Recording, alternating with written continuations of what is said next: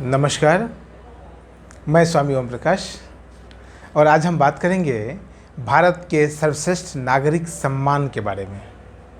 जी हाँ, भारत रत्न जो कि भारत का सबसे प्रमुख नागरिक सम्मान है, उसके बारे में और बताएंगे आपको कि यह सम्मान अब तक किस किस को मिला है, किसको मिलना चाहिए, यह प्रमुख सवाल है और किन लोगों को मिलना चाहिए। अब तक जो सरकारों ने किया है वह तो ठीक है, अब और क्या कुछ ऐड किया जाना चाहिए और किन किन क्षेत्र को शामिल किया जाना चाहिए वो भी बताएंगे। इसकी शुरुआत करते हैं। पहले तो आपको बताते 2 जनवरी 1954 को भारत रत्न जो देश का सबसे प्रमुख नागरिक सम्मान है उसकी शुरुआत हुई थी 2 जून 1954 को। यह जो पुरस्कार है, यह पुरस्कार कला, साहित्य, विज्ञान और सेवा के क्षेत्र में उत्कृष्ट कार्य करने वाले लोगों को दिया जाता रहा है। लेकिन 2011 से सरकार ने सभी क्षेत्रों में उत्कृष्ट कार्य करने वाले लोगों के लिए एक तरह से मार्ग खोल दिया, एक रास्ता खोल दिया है कि हर एक फील्ड में जो व्यक्ति सर्वोत्तम कार्य करता है, एक अद्वितीय कार्य करता है, एक अप्रतिम कार्य करता है, उन्हें यह विशिष्ट पुरस्कार मिलना चाहिए। बहुत अच्छी बात है। इस पुरस्कार के लिए सबसे पहले भारत के जो प्रधानमंत्री हैं वह पहल करते हैं महामहिम राष्ट्रपति महोदय से। उसके बाद यह पुरस्कार उपयुक्त व्यक्ति को प्रदान किया जाता है। साल में 1 साल के भीतर अधिक से अधिक मात्र 3 व्यक्ति को ही यह पुरस्कार दिया जाता है, भारत रत्न पुरस्कार। अभी तक 1954 से लेकर अभी तक 2021 तक 48 महान हस्तियों को यह सर्वश्रेष्ठ नागरिक सम्मान प्रदान किया गया है, जिनमें प्रथम 3 नाम हैं सी राजगोपालाचारी, सर्वपल्ली राधाकृष्णन एवं सीवी रमन। और अभी जो बिल्कुल लेटेस्ट, जो बिल्कुल हाल फिलहाल में जिनको दिया गया है कुछ वर्ष पूर्व, उनमें भूपेन हजारिका साहब, नानाजी देशमुख और प्रणब मुखर्जी शामिल हैं। बिल्कुल हाल ही में ये लोग इस सम्मान से भी सम्मानित किए गए हैं। बता दूं कि इस पुरस्कार के तहत सरकार किसी भी प्रकार की धनराशि किसी भी व्यक्ति को नहीं देते हैं। लेकिन यह तो बात हुई भारत रत्न सम्मान के बारे में। पुरस्कार की जानकारी मैंने आपको दी, जो संवैधानिक है, जो लिखा हुआ कहीं न कहीं मेंशन किया हुआ है। जो मैं अब आपको नई बात बताना चाहता हूँ वह यह है कि भारत सरकार ने जिस प्रकार से 2011 से एक संशोधन कार्य किया, एक नया कार्य किया कि भाई सभी क्षेत्र के लोग इस कार्य में, इस सम्मान के तहत आ सकते हैं, तो निश्चित तौर पर उसी कड़ी में मैं आध्यात्मिक तौर से और योग के फील्ड से मैं स्वामी रामदेव का नाम आदरणीय माननीय प्रधानमंत्री महोदय को सुझाना चाहता हूँ। मैं कहना चाहता हूँ स्वामी रामदेव को भी उनके सेवा के लिए, उनके विशिष्ट कार्य के लिए, उनके विशिष्ट योगदान के लिए यह भारत रत्न दिया जाना चाहिए।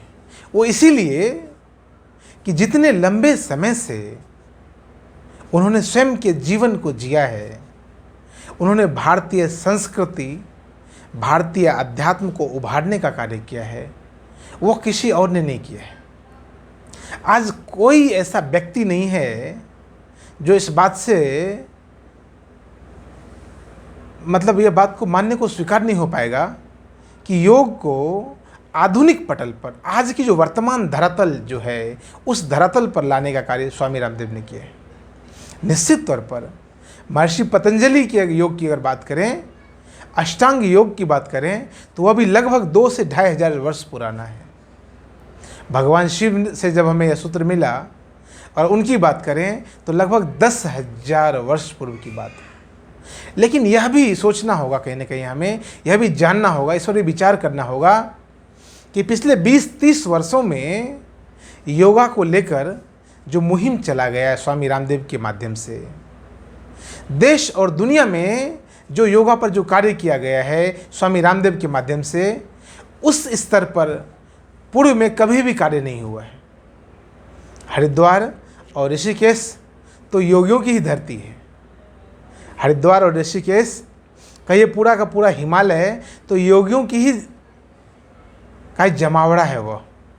लेकिन जिस स्तर पर ऊपर से ऊपरी क्रम से लेके निचले क्रम तक एक अंतिम व्यक्ति तक पहुंचने का जो एक अथक प्रयास किया गया है, एक उत्कृष्ट कार्य करने का जो प्रयास किया गया है स्वामी रामदेव के द्वारा, वह अपने आप में अद्वितीय है। और उस अद्वितीय कार्य के लिए स्वामी रामदेव जी को निश्चित तौर पर भारत रत्न सम्मान से नवाजा जाना चाहिए। कोरोना पीरियड में ज़रा आप गौर करिए, अभी जो कोरोना पीरियड चल रहा है, जो महामारी चल रही है, जितने लंबे समय से, जितने पीछे से वह लोगों को जागरूक करने का कार्य कर रहे हैं, ज़रा एक मिनट के लिए आप कल्पना कीजिए, एक मिनट के लिए कल्पना कीजिए, जब से वो कह रहे हैं कि तुम अपने शरीर से योग करो, थोड़ा प्राणायाम करो, कपालभाति करो, व्यायाम करो, शारीरिक एक्टिविटी कुछ ना कुछ करो, फिजिकल एक्टिविटी कुछ ना कुछ करो, समझ। और उतने समय से अगर लोग जागरूक हो जाते तो भारत में कम से कम असर पड़ता इस कोरोना महामारी से। और यह भी संभव था कि इतनी बड़े बड़े लॉकडाउन लगाने की कोई आवश्यकता सरकार को नहीं पड़ती। चलिए, जो बीत गया उसकी बात जाने देते हैं। लेकिन मैं आपसे कहता हूँ, आध्यात्म के फील्ड में, योग के फील्ड में यदि किसी व्यक्ति को भारत रत्न जैसे भारत का विशिष्ट नागरिक सम्मान मिलता है तो एक अलग प्रकार की भावना, जो लोग इस फील्ड से जुड़े हुए हैं, जो लंबे समय से योग और अध्यात्म पर कार्य कर रहे हैं, उनको बहुत ज़्यादा बल मिलेगा। हो सकता है आने वाले समय में स्वामी रामदेव जैसे और भी अनेक लोग इस कार्य में प्रमुखता से आ सकें। बहुत सारे डॉक्टरों को मैंने देखा है, पूरी लिस्ट मैंने कहा ना, अब तक लगभग 48 लोगों को, 48 महान हस्तियों को यह सम्मान पाने का गौरव प्राप्त हो चुका है, कहीं मिल चुका है। निश्चित तौर पर मैंने उसमें देखा है बहुत सारे डॉक्टर्स हैं, बहुत सारे पॉलिटिशियन हैं, बहुत सारे स्वतंत्रता संग्राम में जिन्होंने काम किया, वैसे लोग महान विभूति हैं। निश्चित तौर पर उनका पूरा सम्मान है, मैं उनका पूरा सम्मान करता हूँ। लेकिन आध्यात्मिक फील्ड का व्यक्ति,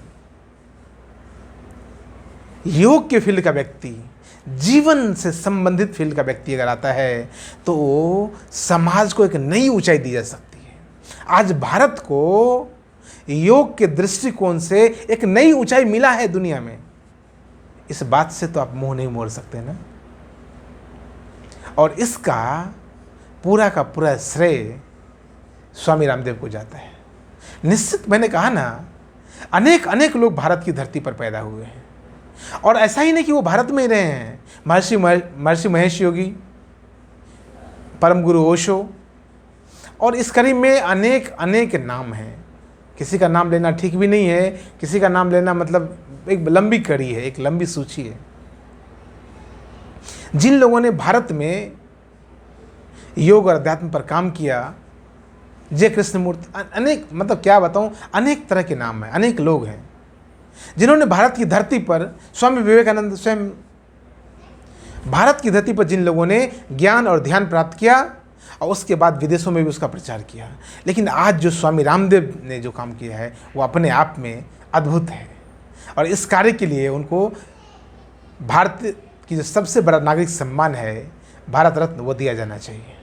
मैं इस बात को बार बार कहना चाहता हूँ कि निश्चित तौर पर योग, जीवन और अध्यात्म के क्षेत्र से एक व्यक्ति को, एक ऐसे व्यक्ति को दिया जाना चाहिए जिसकी वजह से भारत की मर्यादा कहीं ना कहीं 7वें आसमान पर है, जिनकी वजह से भारत की प्रतिष्ठा में 4 चांद लगा हुआ है। वैसे व्यक्ति को अगर यह मिलता है तो निश्चित तौर पर भारतवंशियों का, भारतवासियों का और योग और अध्यात्म के ऊपर कार्य करने वाले लोगों का, साधुओं का, सन्यासियों का बहुत ज़्यादा मान बढ़ेगा, बहुत ज़्यादा सम्मानित महसूस करेंगे वो। और बहुत आने वाले समय में संभव है कि बहुत बड़ी फौज भारत से निकलकर पूरी दुनिया में जाएगी।